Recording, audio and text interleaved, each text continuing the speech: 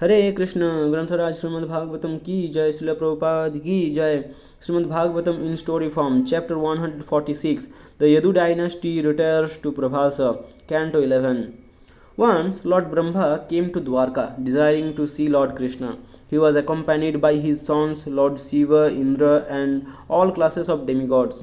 As the demigods looked upon the transcendental form of Lord Krishna with unsatiated eyes, they covered him with garlands of flowers they had brought from the heavenly gardens. After praising him with suitable prayers, the demigods bowed down at Sri Krishna's lotus feet. They then expressed their great fortune at being able to see the Lord's entire body, because his lotus feet alone are sought after by great saintly persons.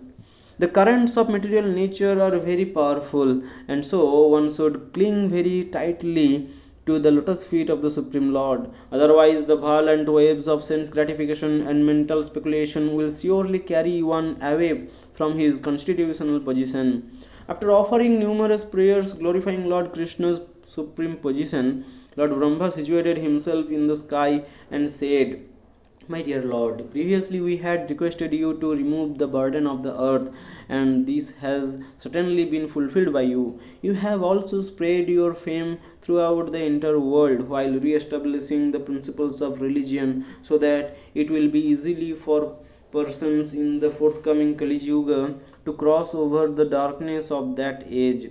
My dear Lord, you have descended in the Yadu dynasty and have remained on the earth for 125 years along with your associates. Nothing else remains to be done by you, and so, if you desire, you may return to your own abode in the spiritual sky. We are your humble servants managing the universal affairs on your behalf, and so kindly continue to give us protection. Lord Krishna said, my dear Brahma, chief of the demigods, I have indeed executed all that you desired, but I must still remove the burden of the Yadu dynasty. Having become exceedingly strong and courageous, the overly proud Yadus would eventually devour the entire world if they were not checked.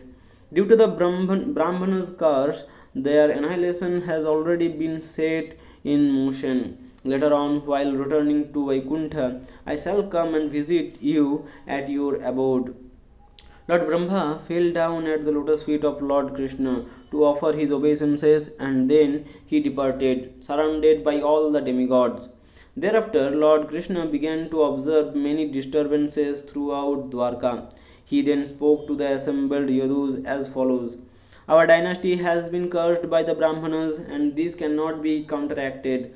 As a result, there are great disturbances all around us. Now, if we want to remain secure, we must leave this place at once. I suggest that we go to Prabhāsa, which is a very holy place. Many of the Yadus were demigods that had appeared to assist Lord Krishna in his mission. The Lord wanted them to return to their heavenly posts. Because anyone who quits his body at Dwarka goes to the spiritual world, Krishna arranged for them to die outside his abode.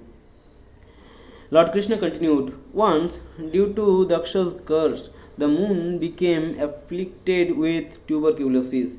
Then, simply by bathing at Prabhakshetra, the moon became freed from all sinful reactions and resumed his healthy condition of once again exhibiting phases.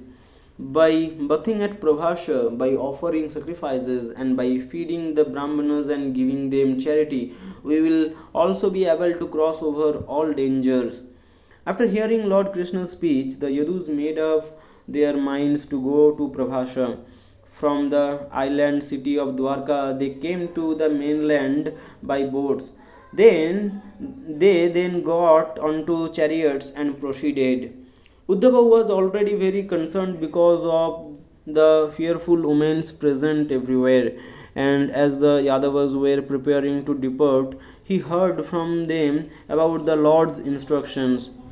Being a constantly faithful follower, he approached Lord Krishna in a secluded place. After bowing down, Uddhava joined his hands in submission and said, "O my lord, I can understand that you are going to withdraw your dynasty and thereafter conclude your pastimes within this universe. You are the supreme controller, and so you could have easily counteracted the Brahmana's curse.